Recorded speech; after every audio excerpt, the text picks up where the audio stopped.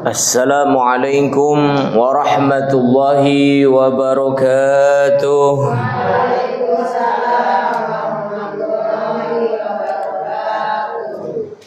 Alhamdulillahilladzi ja'alana minan nasihin wa afhamana min ulumil ulama'ir rasikhin. Wassalatu wassalamu ala man nasakha dinuhu adyanal kafarati dhalihin wa ala alihi wa ashabihi alladhina kanu bitamassuki syari'atihi salihin, amma ba'd. Laqad qala Allah ta'ala fi kitabihil karim, a'udzu billahi as-sami'il 'alim minasy syaithanir rajim. Bismillahirrahmanirrahim.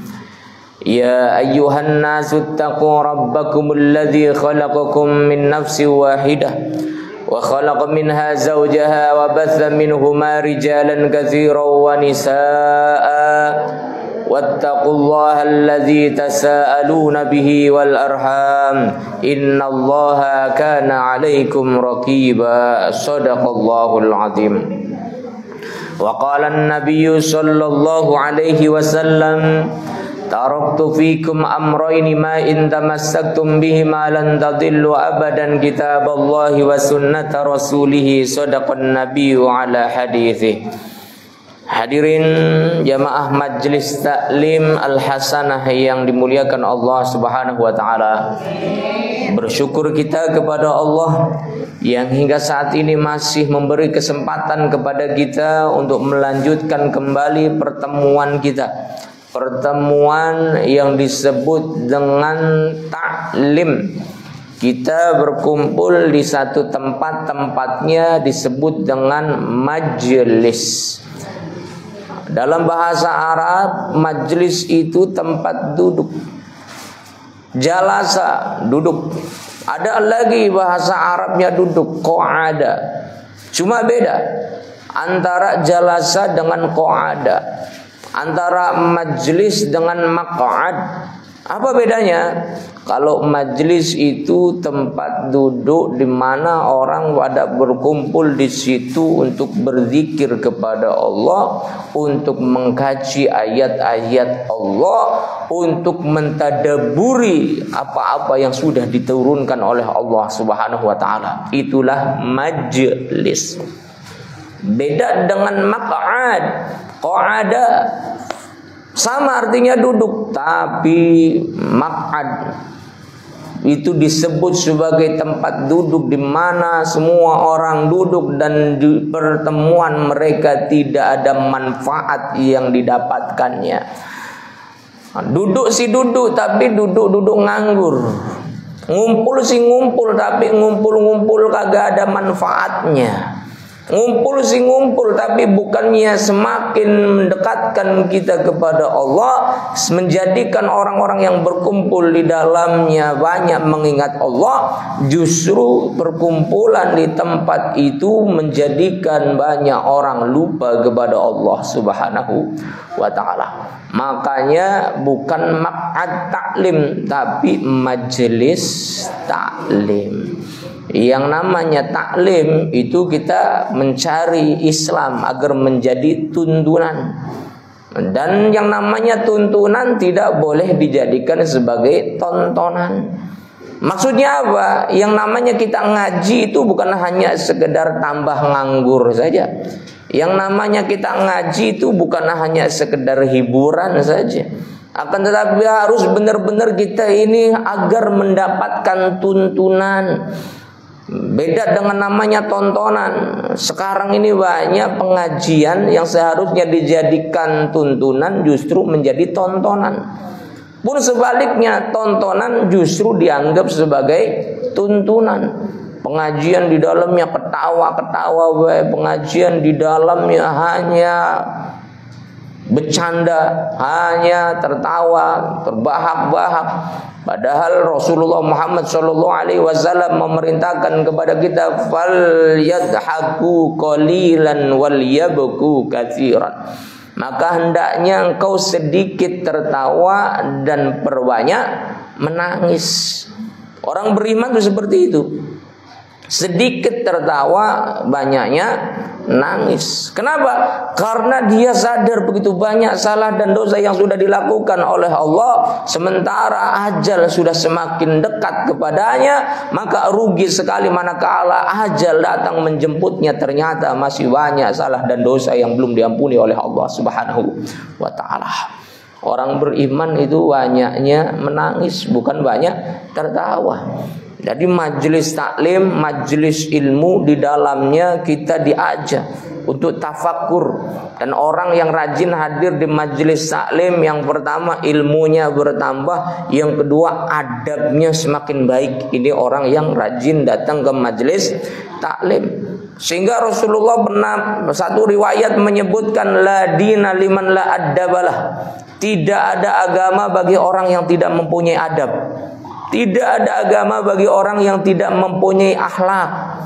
Walaupun dia ilmunya banyak, paham fikih, paham tafsir, paham faraid, paham nahwu sharaf, dan paham ilmu-ilmu agama lainnya, tapi ternyata dia tidak mempunyai adab. Dengan orang yang tak punya dia merendahkan, dengan orang miskin dia menertawakan. Maka pada hakikatnya ia tidak mempunyai adab. Merasa bahwa orang yang kaya itulah orang yang dimuliakan oleh Allah. Merasa bahwa orang yang mempunyai pangkat dan kedudukan itulah orang yang diangkat derajatnya oleh Allah. Padahal Rasulullah Muhammad SAW menyampaikan, inna akramakum indallahi atqakum. Sesungguhnya yang paling mulia di antara kalian adalah di antara kalian yang paling bertakwa kepada Allah Subhanahu wa ta'ala. Ciri orang-orang yang berdosa, kata Allah di dalam surah Al-Mutaffifin ayat ke-29, itu kebiasaan mereka senangnya menertawakan orang-orang beriman. Ini kata Allah, innal ladzina ajramu kanu minal ladzina amanu yadhakun. Sesungguhnya orang-orang yang berdosa adalah orang-orang yang dia senantiasa menertawakan orang-orang yang beriman ketika di dunia. Karena merendahkan, karena meremehkan, karena menganggap sepele. Maka kita orang-orang yang beriman kepada Allah Subhanahu wa ta'ala tidak pantas menertawakan saudara kita, apalagi menertawakan kemiskinannya. Ya, itu prolog sebelum kita ngaji Aqidatul Awam. Kita memuji Allah, kita bersolawat kepada Rasulullah Muhammad Sallallahu Alaihi Wasallam, kepada keluarganya, kepada para sahabatnya, kepada umatnya, yang insya Allah kita termasuk di dalamnya, yang kelak di yaumil qiyamah akan mendapatkan syafaatul uzma darinya. Allahumma amin ya rabbal alamin. Baik hadirin ibu-ibu yang dimuliakan Allah, sudah dibawa semua kita pakai Aqidatul Awamnya. Walaupun di luar sana mendung, gelap, gluduknya dari tadi nggak berhenti, tapi insya Allah kita di sini masih tetap semangat untuk ngaji. Dan pahalanya jangan disepelekan, pahalanya lebih besar daripada hari-hari biasanya. Kenapa? Karena kita diuji oleh Allah dengan hujan lebat, akan tetapi ternyata kita masih semangat berangkat ke majelis ilmu. Dibuka Aqidatul Awamnya, kita sudah sampai pembahasan apa ya waktu itu ya? Tentang kitab udah belum?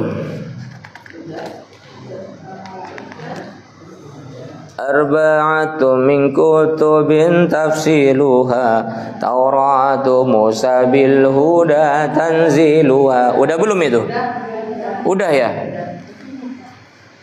Berarti kita berikutnya wa kullu ma atabihi rasulu, halaman 21. Kalau di saya halaman 21. Di situ nggak ada halamannya. Halaman 5. Baik, kita baca dulu sama-sama.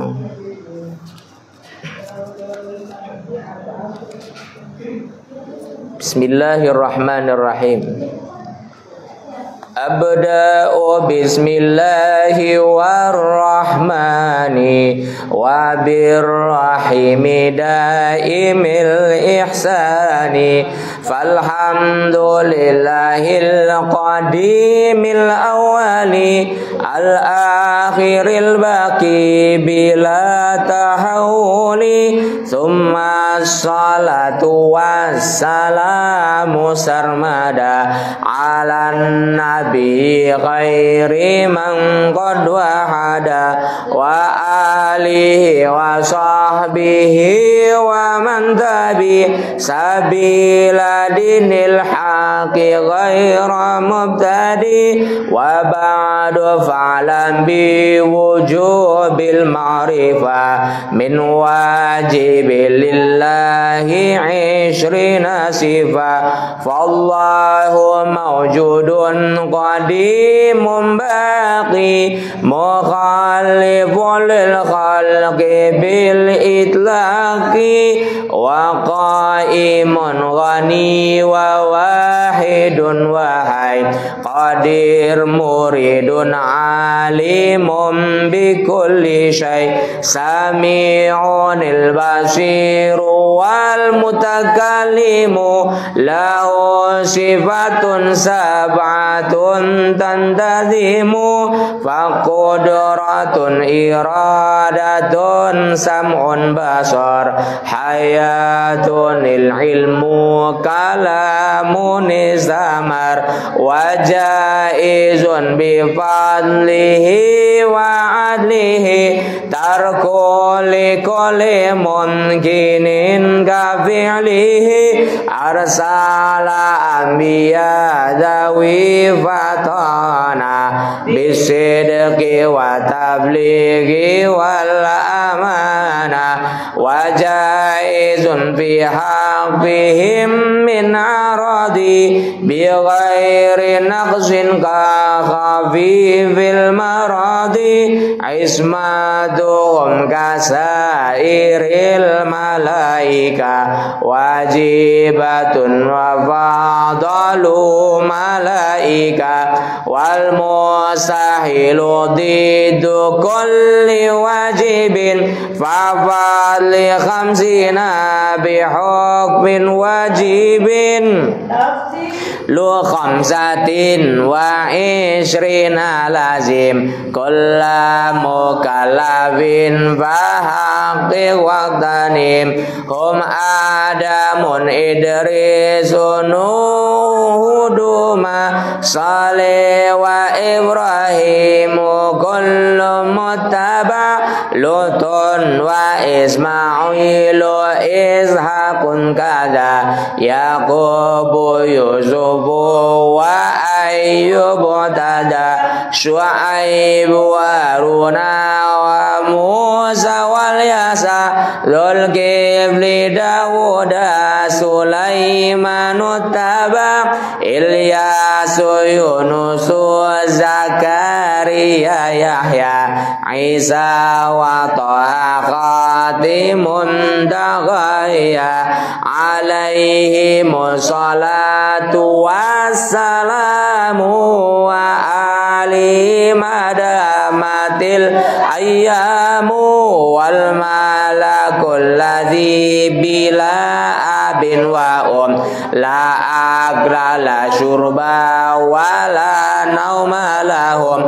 tafzilu ashri minhum jibrilu mikalu israfilu israilu munkar nakiru wa raqibun wa kada atidun malikun warid wa nutada arba'atun min kutubin tafsiluha taurata musa bil huda tanziluha zaburu dauda wa injilu ala isa wa furqanu ala khairil mala wa suhuful khalili wal kalimi fiha kalamul hakamil alimi wa kullu ma ata bihir rasuli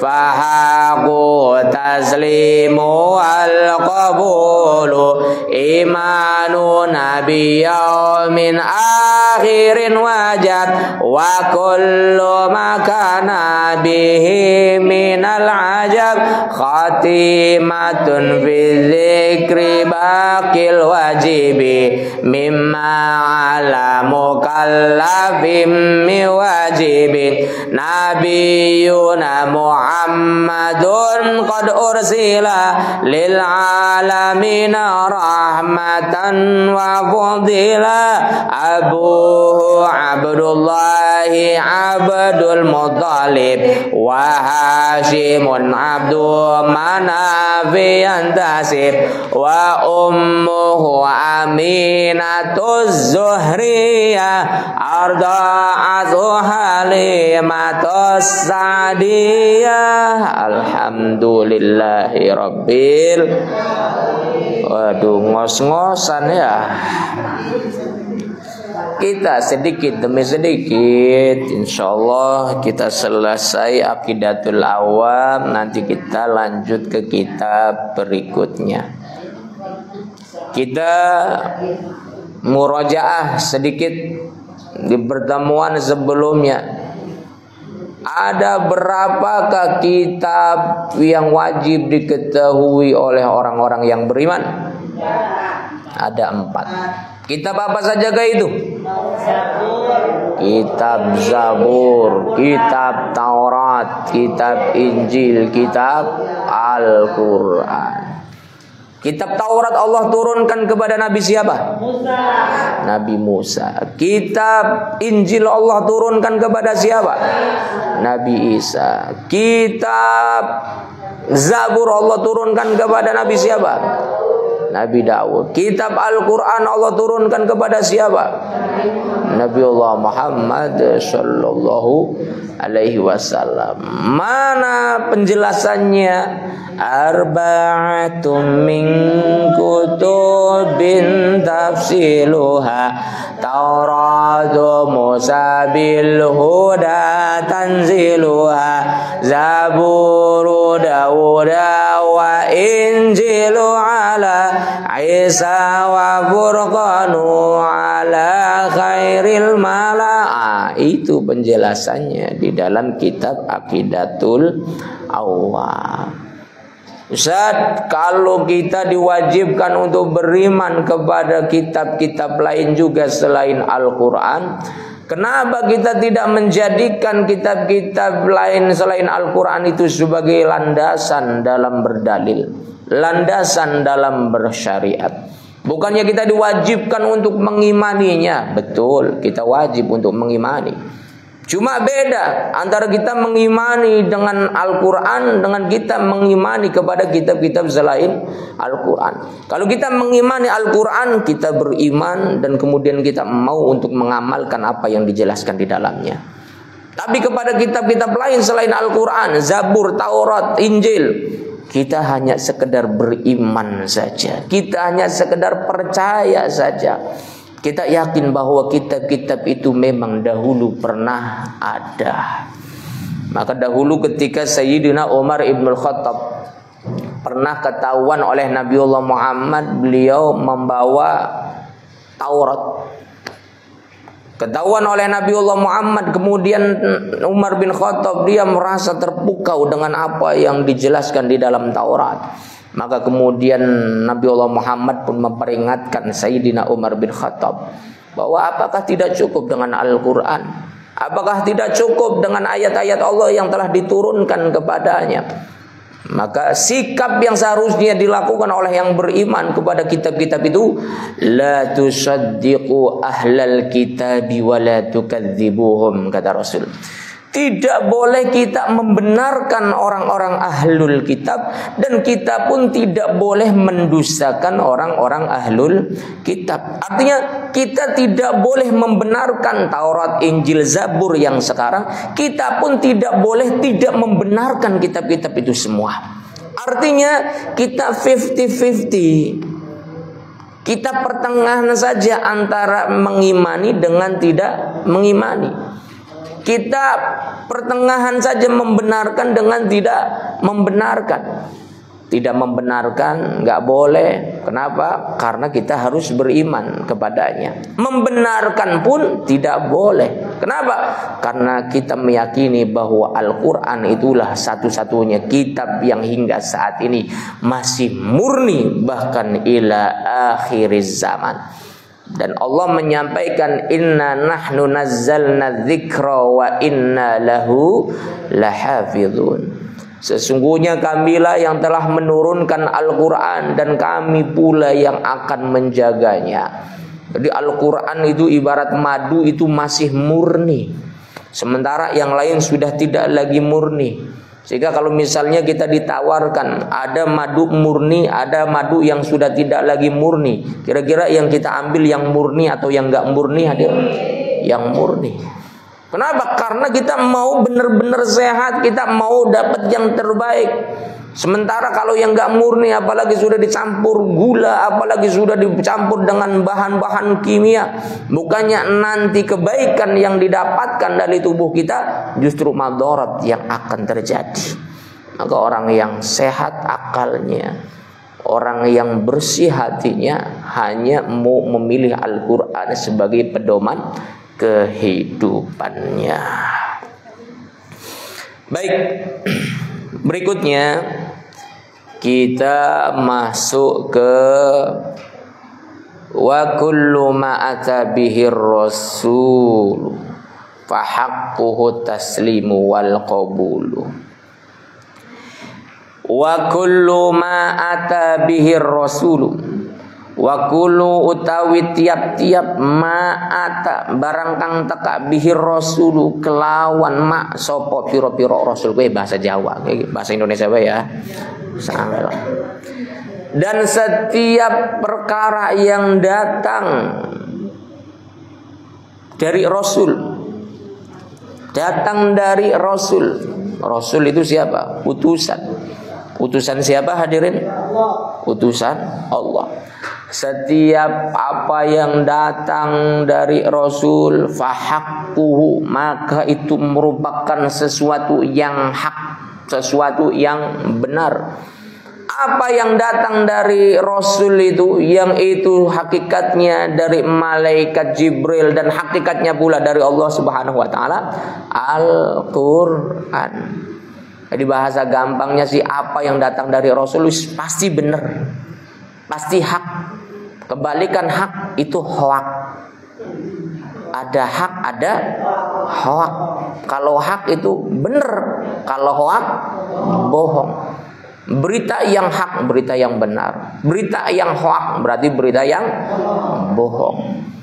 Dan Al-Quran yang dibawa oleh Rasulullah Muhammad sallallahu alaihi wasallam itu adalah hak, itu adalah benar.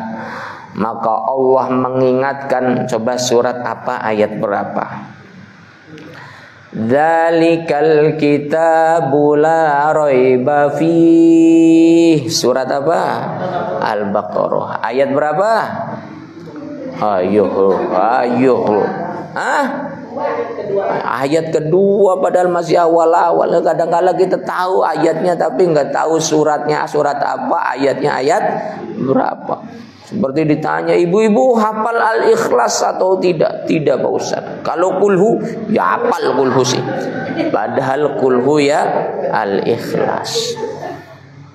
Dzalikal kitabu la raiba fihi. Inilah Al-Quran yang tidak ada keraguan sedikit pun di dalamnya.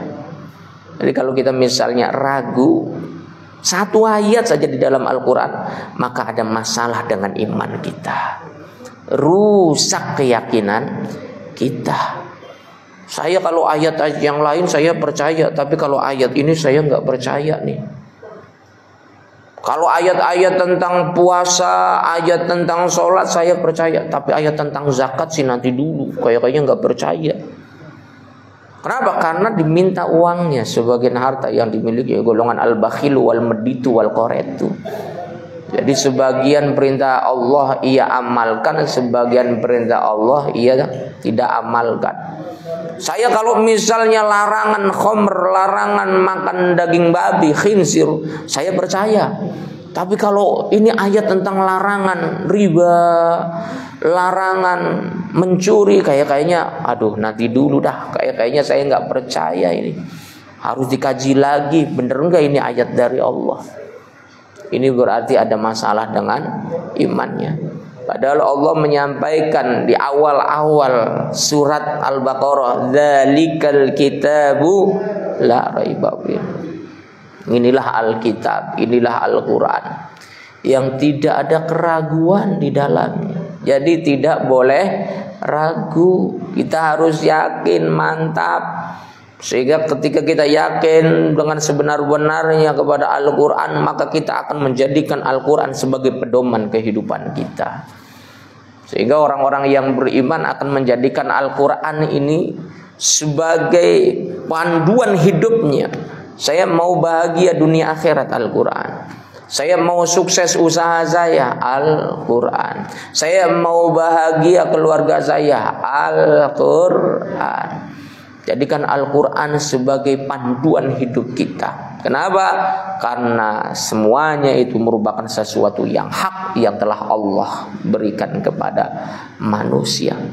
Kenapa harus Al-Quran yang harus diamalkan oleh manusia? Karena yang menciptakan manusia ini adalah Allah. Dan Al-Quran itu wahyu dari Allah. Allah yang paling tahu seharusnya hukum apa yang diterapkan oleh manusia. Allah yang paling tahu seharusnya pedoman hidup yang mana yang seharusnya diamalkan oleh manusia. Allah yang menciptakan manusia, maka Allah pula yang paling tahu apa yang terbaik untuk manusia. Sama seperti halnya ibu-ibu beli HP baru atau barang-barang elektronik, ada kulkas, ada AC, ada TV. Biasanya di situ ada yang namanya buku panduan, cara pemakaian, bagaimana cara makainya, bagaimana cara memasangnya, bagaimana cara menyalakannya. Kalau misalnya itu produk-produk Jepang, pasti yang bikin buku panduan orang Jepang. Kalau produk itu bikinannya orang Korea, pasti yang bikin orang Korea. Yang bikinnya itu orang Amerika, pasti yang bikin orang Amerika. Memang seperti itu. Siapa yang membuat, maka dialah yang paling tahu apa yang harus dilakukan oleh pemakainya. Dan dibuatlah buku panduannya. Apalagi kita ini yang menciptakan siapa, ibu-ibu? Kurang mantap. Kita ini yang menciptakan siapa? Allah. Sehingga Allah lah yang paling tahu pedoman hidup yang seharusnya digunakan oleh manusia. Jadi clear di sini yang namanya Al-Quran itu hak, benar, bukan hoak. Fahakuhut taslimu, dibenerakan, diterima. Wal qabulu, diterima, kita pasrah dengannya, kita menerimanya. Jangan hanya Al-Quran itu dijadikan sebagai mas kawin dalam pernikahan. Ini banyak. Saya angkat alat sholat dan Al-Quran, ajib. Ini bakal diamalkan atau tidak? Ya apa nanti baik Pak Ustadz? Apa nanti baik? Nggak bisa seperti itu. Harus dibaca, harus diamalkan. Ya, bab Al-Quran itu bukan aksesoris. Al-Quran itu bukan pajangan. Al-Quran itu adalah pedoman kehidupan yang mau tidak mau kita harus mengikutinya. Kalau kita mau selamat dunia dan akhirat. Kalau kita nggak mau selamat, ya pujar yang kono, bebas. Maka Allah menyampaikan faman syaa'a falyu'min wa man syaa'a falyakfur. Maka barang siapa yang beriman, beriman. Kalau yang nggak mau beriman, silakan, nggak apa-apa. Allah sih santai saja.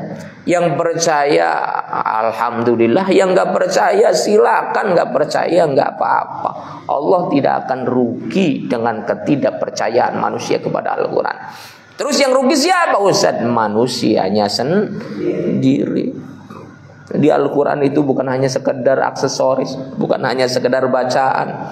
Sekarang Al-Quran banyak dianggapnya sebagai aksesoris bacaan. Di rumah ada kaligrafi Al-Quran, di mobil kaligrafi Al-Quran, di HP ada gambar-gambar ayat-ayat Al-Quran. Tapi kita tidak mengamalkan, berarti kita sama saja sudah membonsai Al-Quran. Sama saja kita sudah merendahkan Al-Quran. Al-Quran pun bukan hanya sekedar bacaan. Banyak orang baca Al-Quran berkali-kali. Tiap malam Jumat baca Waqiahan, baca Yasinan, baca Al-Kahfian. Tapi ternyata ia jauh dari aturan-aturan Allah, jauh dari syariat-syariat Allah. Berarti dia sudah merendahkan Al-Quran. Dibaca ayat-ayatnya akan tetapi tidak mau mengamalkannya. Maka ini termasuk orang sudah menghina Al-Quran. Na'udzubillah min dzalik. Imanuna biyaumin akhirin wajab wa kullu ma kana bihi minal ajab khatimatun fi dzikri baqil wajibi mimma ala mukallafin min wajibin. Baik, imanuna, iman kita semuanya ini biyaumin akhirin, dengan adanya hari akhir. Hari akhir itu hari apa ibu-ibu? Bukan. Bukan. Coba, sudah pada ngerti atau tidak? Kita ini sering mendengar istilah hari akhir. Jangan-jangan kita belum mengerti hari akhir itu apa. Apa hari akhir itu? Surga dan neraka. Itu hari akhir. Finish. Selesai. Kalau hari kiamat ada nanti berikutnya yaumul hisab, ada yang namanya yaumul padang mahsyar, ada namanya yaumul ba'ats. Hari kiamat itu orang bukan akhir, nanti dihisab semua amal perbuatan manusia. Berarti bukan hari akhir. Hari akhir itu kapan? Ketika seseorang sudah divonis oleh Allah, apakah ia masuk surga atau masuk neraka. Itu hari akhir. Makanya disebut dengan akhirat. Akhirat. Orang kalau sudah masuk ke dalam surga, khalidina fiha abada. Orang ketika sudah masuk ke dalam neraka, khalidina fiha abada. Selesai. Enggak ada syafaat di dalam surga, enggak ada. Enggak ada syafaat di dalam neraka, enggak ada. Yang ada syafaat itu ketika di padang mahsyar, ketika di hari kiamat. Baru di situ orang, kalau misalnya bermasalah hukum di dunia, sebelum divonis sama hakim, dia bisa mengajukan kasasi dengan pengacara yang dibawanya, dipersiapkan semua alat buktinya agar kemudian diperingan siksanya. Bukan siksa, masih di dunia siksa, hukumannya itu kan, vonisnya diberikan kalau masih dihakimi, kalau masih dihisab, kalau masih disidang. Tapi ketika sudah diketok palu, tok, orang ini sudah melakukan kesalahan, buktinya ini, maka divonis 10 tahun penjara, selesai. Sudah terlambat. Harusnya tadi waktu di pengadilan sampaikan gugatannya, keberatannya, masih bisa. Tapi kalau sudah divonis hukum oleh hakim, maka itu berat sekali untuk dirubah keputusannya. Begitupun seseorang. Syafaat itu adanya ketika di padang mahsyar, ketika manusia dihisab oleh Allah Subhanahu wa taala. Ketika seseorang sudah divonis surga atau neraka, maka semua tidak akan pernah bisa berguna. Yauma la yanfa'u malu wala banun. Selesai, divonis. Makanya kita berusaha menjadi orang-orang yang ketika kita mati dalam keadaan husnul khatimah. Sebab ketika kita husnul khatimah, maka insya Allah dosa-dosa kita diampuni oleh Allah. Kita ketika pertama kali hidup di dunia, kita dalam keadaan suci, dan kita pun ketika meninggalkan dunia dalam keadaan suci pula. Sehingga kita masuk ke dalam surganya Allah tidak terlebih dahulu melalui proses siksa yang begitu menyakitkan luar biasa. Jadi nggak ada istilah masuk surga, masuk neraka dulu, setelah masuk neraka nanti diangkat lagi masuk ke dalam surga. Nggak ada. Yang namanya orang sudah masuk neraka khalidina fiha abada. Tapi katanya ada syafaat, Ustaz. Betul. Hanya saja syafaat itu bukan di neraka, melainkan di padang mahsyar. Nanti Rasulullah membela kita. Silakan lihat Quran surah Al-Baqarah ayat 48. Yang bawa Quran dibuka Al-Baqarah ayat 48. Wattaqu yawman la tajzi nafsun an nafsin syai'a wa la yuqbalu minha syafa'atu wa la yu'khadhu minha 'adlu wa la hum yunsurun. Hendaknya engkau takut dengan hari di mana seseorang tidak bisa membela kawannya, membela saudaranya, membela temannya, membela keluarganya. Wala yuqbalu minha syafa'ah, dan tidak diterima syafaat. Siapa yang memberikan syafaat? Ada di antara yang paling besar itu adalah Nabi Allah Muhammad sallallahu alaihi wasallam. Cuma yang namanya Nabi memberikan syafaat itu hanya sekedar membela, hadirin. Hanya sekedar membela.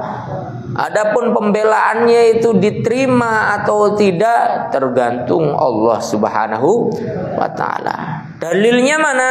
Man dzalladzi yashfa'u 'indahu illa bi'idznihi. Pada hari itu tidak ada satupun orang yang bisa memberikan syafaat illa bi'idnihi, kecuali atas izin Allah. Termasuk Rasulullah memberikan syafaat kepada umatnya. Pasti Nabi itu cintanya luar biasa sama umatnya, pasti beliau memberikan syafaat. Tapi yang namanya syafaat itu hanya membela. Adapun pembelaannya diterima atau tidak tergantung Allah Subhanahu wa taala. Apalagi kalau ibu-ibu lihat di dalam salah satu hadis yang tertuang di dalam kitab Riyadhus Shalihin. Cukup detail di situ. Kata Rasulullah, ya ayyuhan nas, wahai manusia, innakum mahsyuruna ila yaumil qiyamati. Sesungguhnya engkau akan dikumpulkan di hari kiamat nanti.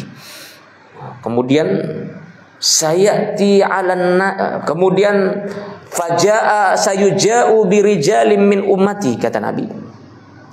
Ketika semua manusia sudah berkumpul, dibariskan, ada ashabul yamin, kelompok kanan yang ia berada di bawah komando Rasulullah, pasti dia menjadi penghuni surga.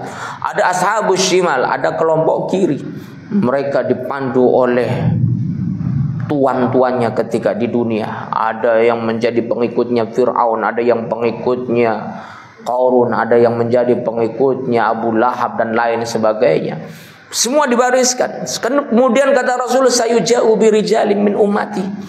Akan datang beberapa orang dari umatku, mereka lari ingin berbaris di belakang barisanku, kata Nabi.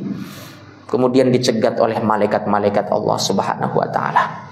Kalau malaikat-malaikat yang ngomongnya bahasa pleret tengah tani, dikit irulipan pada mendiru lu melayu lu, ngapain mau tengah tani? Malaikat kan sejen mana ngomongnya? Kamunya mau pada ngapain? Saya mau ikut baris di belakang Muhammad Sallallahu Alaihi Wasallam. Tapi diseret oleh malaikat-malaikat Allah pada saat itu. Dan Rasulullah kemudian mengatakan, ya Rabb, Tuhan, hum ashabi, mereka adalah sahabat-sahabatku. Secara implisit Rasulullah mengatakan, biarin sih dia baris di belakang barisanku. Mereka umatku, kata Nabi Muhammad sallallahu alaihi wasallam. Apa kemudian jawaban Allah? Ya Muhammad, innaka la tadri ma ahdatsu ba'daka.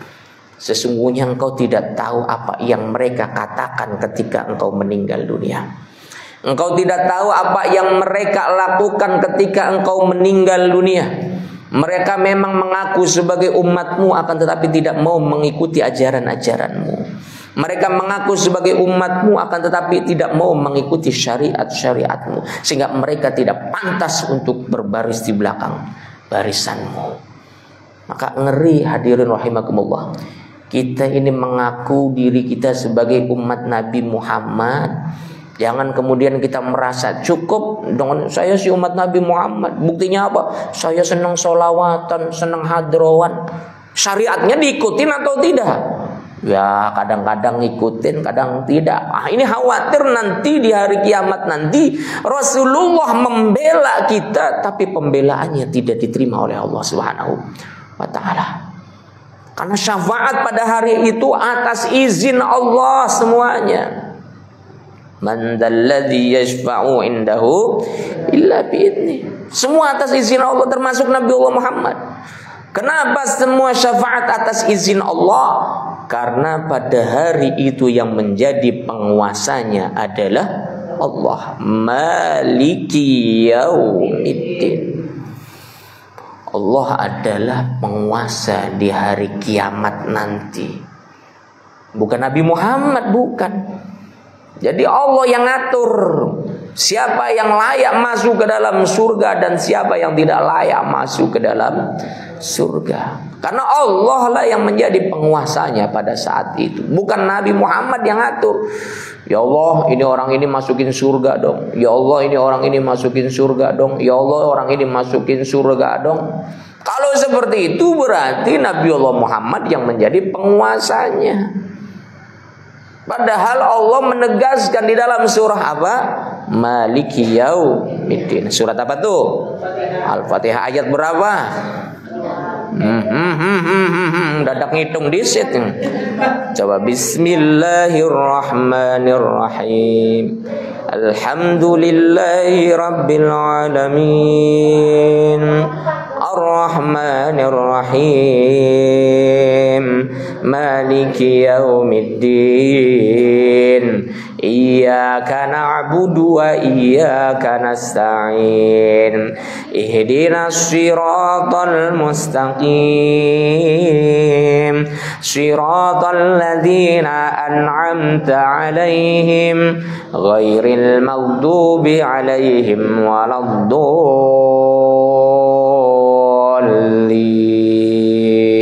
Amin. Ayat keberapa surat Al-Fatihah? Nyatau beli dulu kelalen maning bae. Coba ulangi lagi. Ayat keberapa? Ada yang kelima. Hah? Maliki yaumiddin. Ayat keberapa? Ayat keempat. Ya, ayat keempat. Allah itu apa di situ artinya? Siapa yang bawa Al-Quran terjemahan? Yang menguasai hari pembalasan. Raja di raja dialah Allah Subhanahu wa Ta'ala. Hadirin ibu-ibu jamaah majelis taklim Al-Hasanah yang dimuliakan Allah. Maka kita ini tadi harus berusaha mengikuti apa-apa yang sudah diajarkan oleh Rasulullah Muhammad sallallahu alaihi wasallam. Enak enggak enak kita harus terima. Ibadah puasa di bulan Ramadan, waduh berat ya. Siang-siang biasa makan es campur, biasa siang-siang sop buah. Iya puasa berat. Walaupun berat itu perintah dari Allah, ajaran Rasulullah, mau tidak mau kita harus mengamalkannya. Kalau tidak Walaupun kita mengaku umat Rasulullah, rajin bersolawat kepada Rasulullah, semangat ketika menabuh hadroh, bung plak bung bung bung plak bung bung plak bung bung bung. Apalagi ada nada lain, sepiring gorengan gedang, sepiring gorengan gedang, sepiring gorengan gedang. Walaupun kita semangat menabuh hadroh, walaupun kita semangat bersolawat kepada Rasulullah, tapi kalau kita tidak mau mengikuti ajaran-ajarannya, kita keberatan menerima syariat-syariatnya, ini berpotensi besar kelak di hari kiamat Rasulullah membela kita, tapi pembelaannya tidak di-ACC oleh Allah Subhanahu wa ta'ala. Maka saya seringkali menjelaskan syafaat supaya clear, supaya jelas.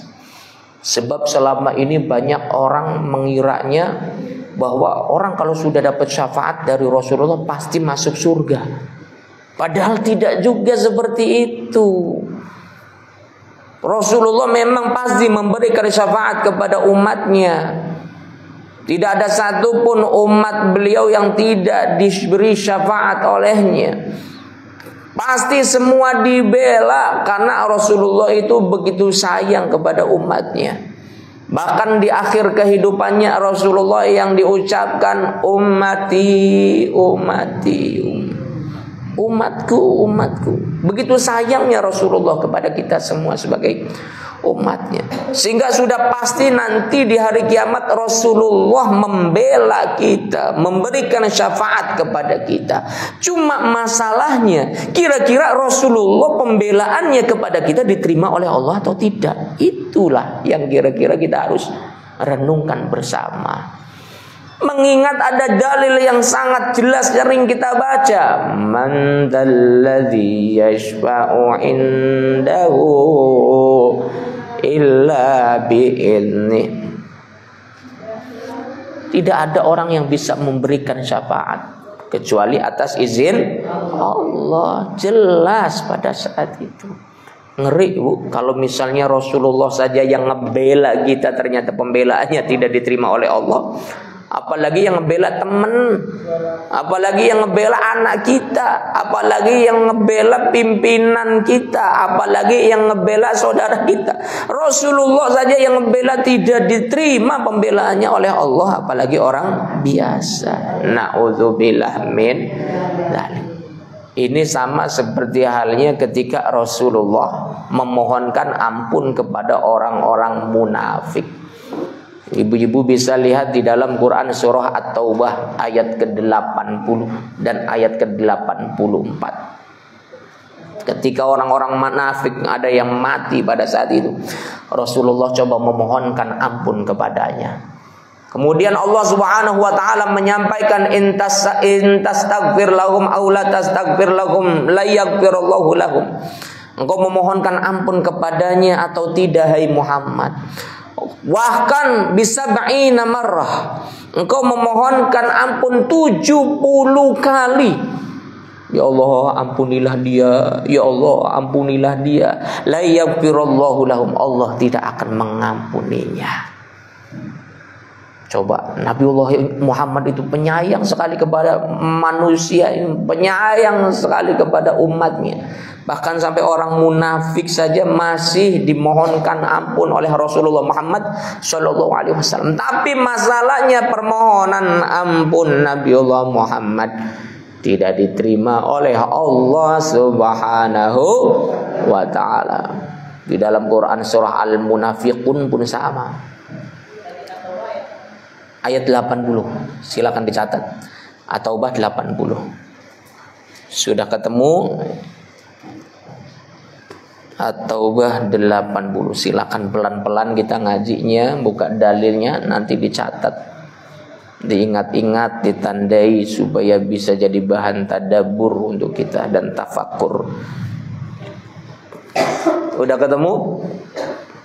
Surat At-Taubah ayat ke 80.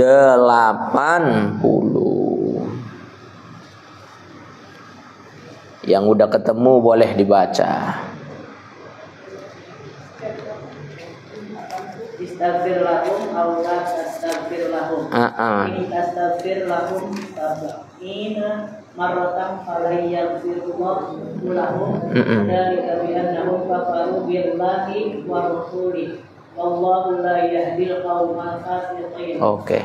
Baca artinya yang keras supaya teman-teman yang lain dengar. Sama saja engkau Muhammad memohonkan ampunan bagi mereka atau tidak memohonkan ampunan bagi mereka. Walaupun engkau memohonkan ampunan bagi mereka 70 kali, Allah tidak akan memberi ampunan kepada mereka. Yang demikian itu karena mereka ingkar atau kafir pada Allah dan Rasulnya. Dan Allah tidak memberi petunjuk kepada orang-orang yang fasik. Jelas atau tidak? Jelas atau tidak? Sama saja bagi engkau hai Muhammad, engkau memohonkan ampun untuk mereka atau engkau tidak memohonkan ampun untuk mereka. Bahkan engkau memohonkan ampun untuk mereka sab'ina marrotan, 70 kali. Yang nggak ngerti 70 kali, 70 kali. Ada teman belajar bahasa Jawa, 70 pitu, jawab 70 pitung. Nabi Allah Muhammad memohonkan ampunan bahkan 70 kali engkau memohonkan ampunan. La yaghfirullahu lahum. Allah tetap tidak akan mengampuni mereka.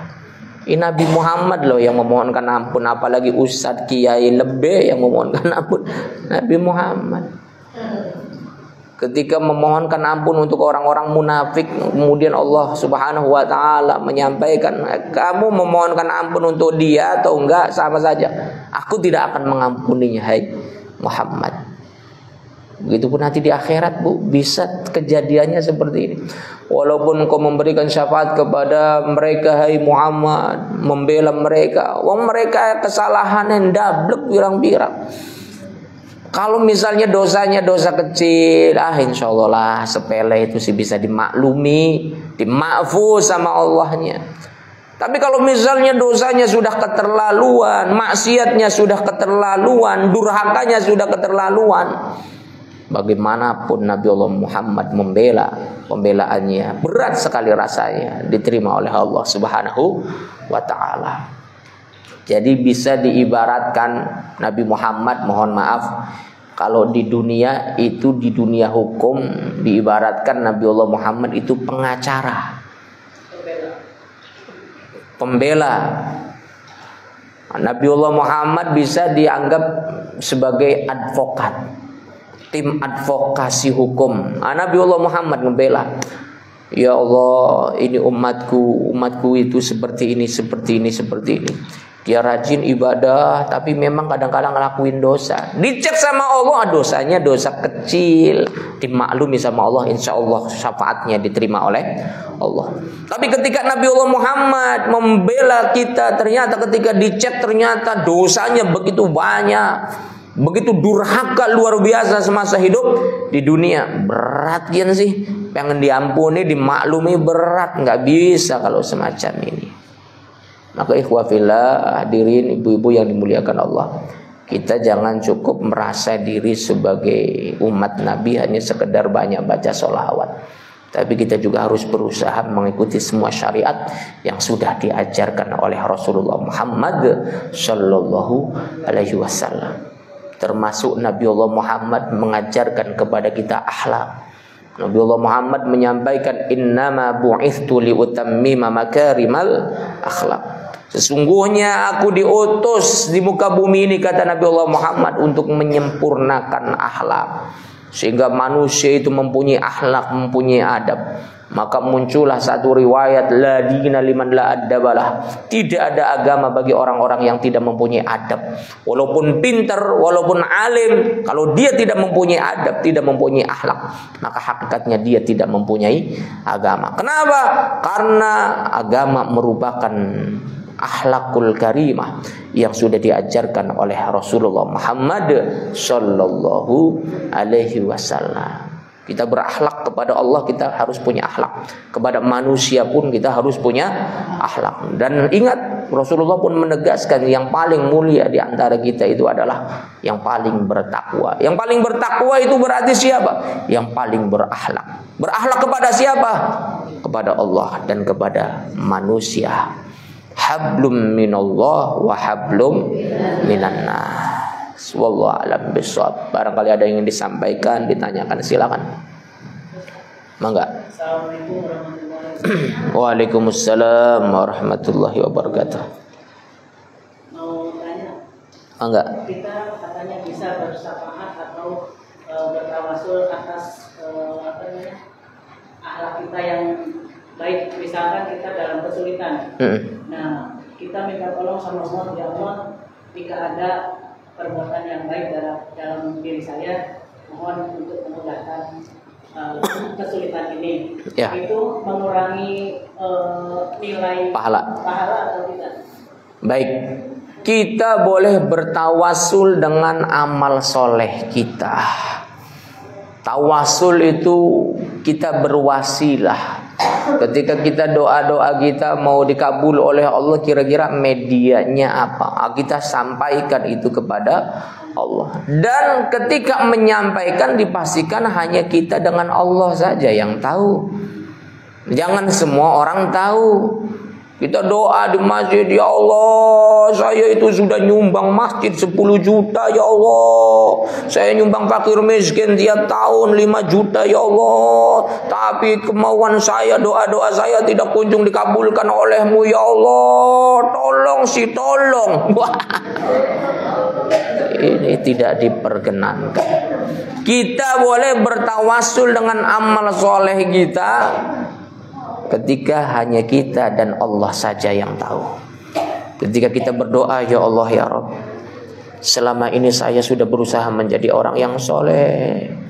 Selama ini saya berusaha menjadi orang yang baik, orang yang dermawan.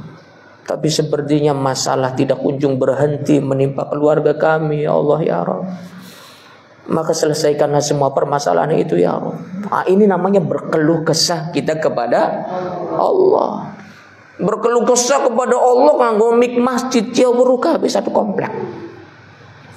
Ya Allah, ya Rabb, isum rajin sedekah, ya Allah, ya Rabb. Tapi masalah keluarga isum menda-menda, ya Allah, ya Rabb. Kedengeran sama Pak RW, kedengeran sama Pak DKM, siapa aja gini. Boleh. Kita bertawasul dengan amal soleh kita.